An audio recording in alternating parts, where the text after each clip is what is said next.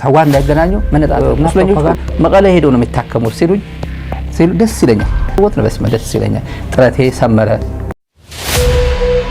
ከሱዳን ጋር ልንታረቅ ነው ይላሉ። በሉ እያለ የሚያስወራው አብይ ነው ነገራቸው። ማስረጃ ነው ይሄ። ቀጥታ ይሄ ነገራቸው የብልጽግና በሱ ፋርስ የብላዎች በኩል የሚያስተጋባው ነው። ኢሳያስ ለሽምግልና ሳውዲ ላከብን፣ አሜሪካ ልታሳርቃቸው አለችን፣ ከሱዳን ጋር ልንታረቅ ነው የሚለው ነው። ሌላ ፋኖ ላይ የአማራ ፋኖ ላይ የሚከተለው ፖሊሲ ብሎ አሁን ስትራቴጂ ለጊዜዎች ከውስጥ መከፋፈል የሚለው ነው። ከውስጥ መከፋፈልና ብልጽግና ደግሞ ፕሮፓጋንዳቸው ይሄው ፋኖ እንኳን አንድ ሊሆን እንኳን አማራ በሚለው እንኳን ሊደራጅ ይቅርና ምስራቅ ጎጃም ምዕራብ ጎጃም እያለ ይከፋፈላል። ዘመነ ካሴ ዘመነ የት ነው? መራዊ ምስራቅ ነው አላውቅም። መራዊ እንደሆነ አውቃለሁ። መራዊ ምስራቅ ይመስለኛል ዝም ብዬ ሳስበው። ምስራቅ ምዕራብ እያሉ እርስ በርሳቸው ይከፋፈላሉ ይላል። ለመከፋፈል ማለት ለምሳሌ እንደዚህ አይነት ከህወሓት ጋር መነጣጠል፣ ከህወሓት እንዳይገናኙ መነጣጠልና ፕሮፓጋንዳ ደግሞ እንትን ማድረግ ነው። ይኸው እነዚህ እየተገናኙ ነው ምናምን እየተገናኙ ነው ስትለው አማራ ደስ ይሏል፣ ትግራዋይን ደስ ይሏል። እኔ ደስ ይለኛል። እንዲገናኙ ስለምፈልግ እኮ ነው። ጥረናል እኮ ብዙ ነገር ኤፈርት እኮ እዚህ ጋር ብዙ ኤፈርት ኤግዘርት አድርገናል እዚህ ሚዲያ ላይ እና እኔ ለምሳሌ ደስ ከሚሉኝ ውሸትም ይሁን እውነትም ይሁን እኔ የምራይ ነው ሚዲያ ላይ ነው የምናገር ሁሌ የፋኖ አመራሮች እኮ መቀለ ሄደው ነው የሚታከሙት ይላሉ። ከጆች ከድተው የመጡ የፋኖ ልጆች አሉ። ወደ አዲስ አበባ ባህር ዳር ይመጡታል። ቲክቶክ ላይ ምናምን ነው የሚሉት። አሁን በቃ ታኝከው አልቋል። ብሩክ ማን የሚባለው ግዙፉ ሰውዬ ብሩክ ከበደ ነው የሚባለው እሱ ጋር ይመጣሉ። አንዴ ፕሮፓጋንዳ ያደርጋሉ፣ ከዛ ይጣላል። ቲክቶክ ላይ ነው የሚሄዱት። ከዛ በኋላ እኔ የነገ ሰው ፋኖ ያገኘ ቀን ግን እኔ አዝናለሁ። መርስለስ ነው ፋኖ በእንደዚህ ነገር ላይ መርስለስ ነው። ህግ ያስከብራል። እና ምን ይላል እነዚህ ግንኙነት እንዳላችሁ መታቆ እኮ መቀለ ፋኖ እኮ የተጎዱ ፋኖ ቁስለኞች እኮ መቀለ ሄደው ነው የሚታከሙት ሲሉ ደስ ይለኛል። በቃ ትግራይ ምን አለ እንደዚህ አንድ ወዳጅ ብታገኝ ምን ኖሮ እላለሁ። የትግራይ በጣም ከባድ የሚባል መታከም ጀግኖች እኮ ትግራይ ውስጥ አተናል እኮ የትዴፍ ታጋዮች በቀላሉ መዳን የሚችሉ መድኃኒት አጥተው ማለት ነው።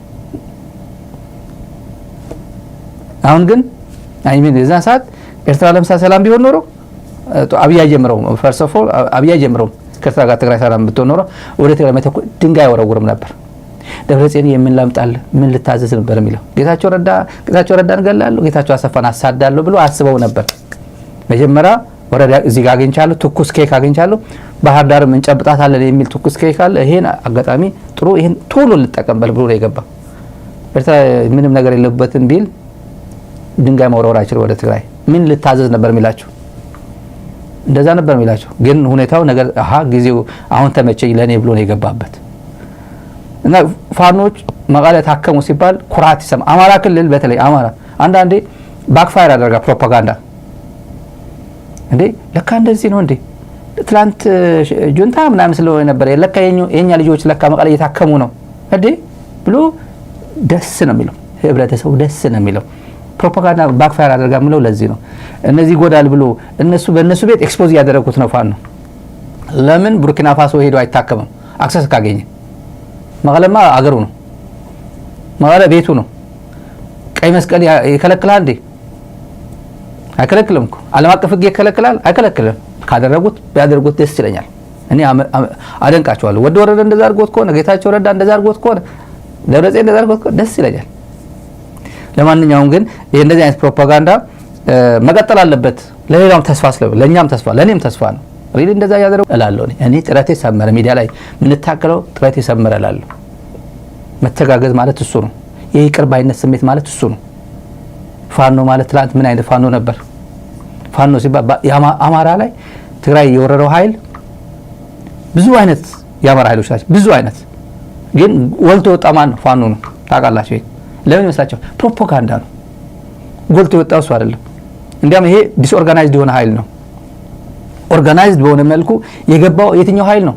የአማራ ልዩ ኃይል፣ የአማራ አድማ በታይ የሚባል 7 አይታወቅ አገር ያለው ሚሊሻ ምናምን ነው የገባው። ተወቅ በድርጅት ተደራጅቶ በጀት ተበጅቶለት ሎጂስቲክ ሰፖርት ተደርጎለት የገባው ፋኖማ በራሳቸው ዊል ዝም ብሎ በዛም ከፈለገ 5ኛ ብርጌድ ይገባል። አይ 5ኛ ብርጌድ ደስ አላለኝም ይላል። 3ኛ ብርጌድ አዛዥ እንትን የለውም። የፈለገ ቦታ ላይ ነበር የሚገባው። ግን ወይኔት ካምስ አሁን በኋላ ዲቤት ያደረገው ከአማራ ፖለቲካ ከኢትዮጵያ ፖለቲካ ዲቤት ያደረገው ከመስመር የወጣው እሱ ስለሆነ እሱ ላይ ሙሉ የአማራ ኃይሎች ኃጢያት ለፋኖ እንስጠው ነው የተስማሙት። ጌታቸው ረዳ የአማራ ልዩ ኃይል ኃጢያት ሲናገር ሰምታችሁ ታውቃላችሁ?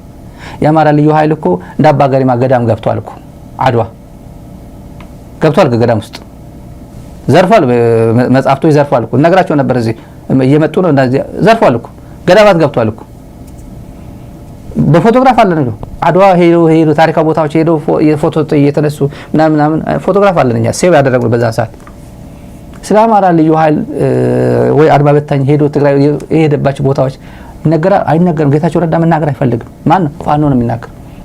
ፋኖ ደግሞ የአብቹ ወዳጅ ስለሆነ ነው። ወደ ሌላ ጉዳይ እናልፋለን። የትግራይ መንግስትስ ምን ያደርግ?